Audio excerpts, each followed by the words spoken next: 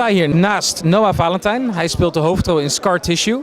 En je speelt de rol van Sami, een Syrische vluchteling, een gay vluchteling. Hoe heb je op deze rol voorbereid? Voor mezelf persoonlijk, toen ik het script voor het eerst las, vond ik er wel een erkenning in Sami, of een rust. Een erkenning? Kan je daar iets meer over vertellen? De stilte die hij heeft, weet je, wat is het? Stille wateren, diepe gronden, weet je, dat is wel een beetje wat Sami is.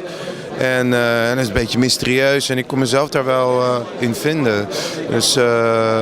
Dus dat was al een soort van een voordeel. Dus met die instelling ging ik ook naar de casting. En met Nish, ja, die heeft gewoon zoveel uitgelegd en zoveel verteld. En ik heb heel veel met refugees gesproken, hoe het voor hun was.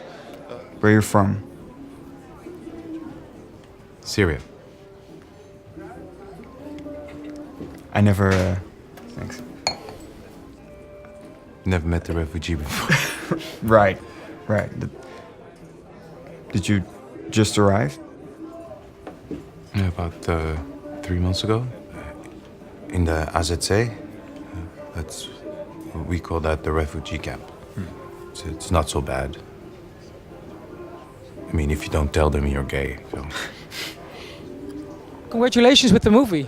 Thank you so much. This was the world premiere. Were you excited? Yes, very excited and a bit nervous, yeah. And how did you feel afterwards? Well, right now, The audience's response was great. yeah, I feel really good, I think. And yeah, I mean, this was definitely my first film, so seeing it on a big screen is an experience that only happens once in a lifetime, I guess. So this movie is about a gay refugee here in Holland. Can you tell something about the problems that gay refugees face with? I mean, a couple of things that we were trying to explore with the film and with the problems that gay refugees face. One, of course, is that there's a lot of discrimination in the countries where they're coming from, so they're carrying a lot of the trauma and the scars of the past. But even when they arrive here, they arrive at the refugee camps, the AZCs, and it's a well-known fact now that there's a lot of discrimination, even in those camps, by their own country people. And yeah, that's something that they have to deal with until they get out of the AZCs. And once they get out, then life becomes definitely different for them. This also became apparent in the Q&A that the problems don't end when they arrive here, and the AZC basically continues. Exactly, and I was hoping that a lot of people get that message back, because I think the dominant narrative usually is that, you know, once a refugee arrives in the West, they're kind of saved in a way, but that's really not true. That's not the real story. Unfortunately, sadly enough, 7 out of the 10 said that they weren't really happy with their life here in the Netherlands. I mean, they thought they come to the Netherlands with an open society, and yet they face discrimination from Dutch people, they face discrimination from their own Arab communities as well. So even here, they don't really feel that they can be who they want to be. When I first arrived to the camps, of course you have the registration, you have to do many things, which is the normal refugee does. But we had something extra that because we were gay. So we were worried from the people around us in the camps, like, are they gonna know? Because all of them are Syrians and Arabs and, you know, different nationalities. And then I was, already tired of the road. I mean, we came literally walking. So when we were moved from one camp to another, and then after people started to know about us, and then they start to harass us. And then every time, every day, 24 hours, even in the night, they come to knock on our window, on our door. They try to open the shower door, and we've had enough. So the Secret Garden organization, Emir, he found us a safe house. We moved to Amsterdam, which was always my dream. I mean, Amsterdam is like utopia. I was hoping that that's the subtext of this film as well, that the scar, and not just the physical scar, of course, but the psychological, the scars that people carry from there. I mean, these are people who've seen a lot of trauma, who've seen things that most of us who have lived in the West will probably and hopefully never see in our lives. They've seen war. Weet je, je hebt er zo'n beeld van, oké, dit zijn vluchtelingen. Maar dat je wanneer iemand echt ontmoet, dat je gewoon, ja, het is vlees en bloed dat voor je staat, weet je. It's a person.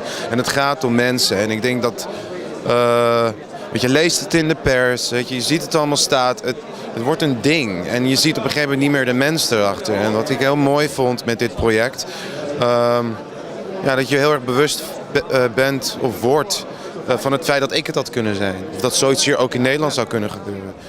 ليكون عم يدفع لك مصاري هدول معبى منهم هون. بس الحمد لله نحن ما عنا منهم ببلدنا. عنا منهم ببلدنا. Sam is a great person, and then you talk about me good, and then when you know that I'm gay, they do like this. But why? How? But he's gay. They think directly you are a bad person. The most thing that I asked everybody about from the Syrians, they think it's a choice. That I had sex with a man, and then I loved it, and then I continue with it. It's like something normal. I said, which idiot would choose a life like this in Syria? If I came to Europe, maybe if I was born here, I would say, okay, I'm too luxurious, I want to try men now. But I'm in Syria. I would choose a wife, children, going to my mom every Friday. She make a big table, make me fat, and then go back home. You are an immigrant yourself. You're from India, I understood. Could you pull from that experience yourself in this movie, like coming from another country and culture yourself?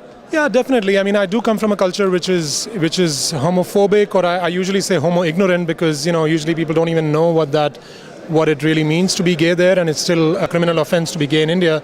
So definitely that, but also being an immigrant, having now lived in two countries, first in the US and now in Belgium, it is kind of my experience of how do you make home in a new city, in a new country. I heal fast, but I look at my friends and they are not healing like I did. I mean, now my old life is behind me, and I have to live a new life and a new chapter in my life, and I have just to look forward, because if I stayed looking behind, I will not see the future in front of me. You barely know me. People always overestimate how much time it takes to know another person, right? I may not know how you take your coffee, but I think I know enough.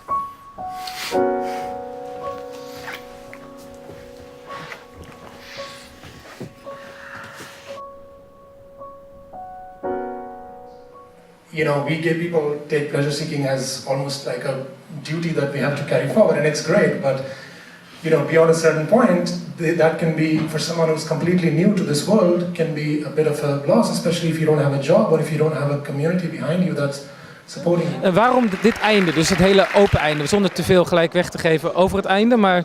Ja, ik hou persoonlijk heel erg van open eindes, want het is een beetje een new beginning. En we zien wel waar het naartoe gaat, weet je. Dus ik hou daarvan en het past ook wel in de sfeer van. En ik denk dat het een hele goede keus was. Want als het, in het script was het dat Johan en Sammy bij elkaar zouden komen, dan vind ik het een beetje... Cheesy, te happy, ja. Dus dit is mooi, want het zou ook niet kloppen dat ze bij elkaar komen, eigenlijk, als ik eerlijk ben. Want Sammy heeft zijn hoofd nog steeds bij de geliefde, die is overleden. Weet je? En Johan was op dat moment iemand die voor het eerst eigenlijk naar hem kon luisteren. As you said, there is a sense of accelerated intimacy between the two, because I'm not Dutch myself, but what I know about Dutch people is that they're very forthright, direct. So Johan is this guy who brings Sami out, and Sami is able to say a lot of things that he would normally not say on a first night, on a hookup with someone else. What did you think of this short movie? Could you relate to it, of course, being a Syrian gay refugee yourself? Yeah. When I first watched it, not only today, I watched it before, so they know that we were sitting there and I cried. Although I am a person who refused to cry, from the inside I noticed how suppressed we were there, and all these emotions started to flood. When this actor, he was always nervous in the movie, because when we arrived here, we were always nervous. You think this is a light? No, this is not a light. We were lost in Syria, prosecuted and hunted down, and then we came here and we have to, manage a new life, a new society, which is a great and loving and kind and warm society. Saying in Arabic, they say like a kilo of talking is, 1 cent. But a gram of action is millions. So he's doing actions, a lot of actions.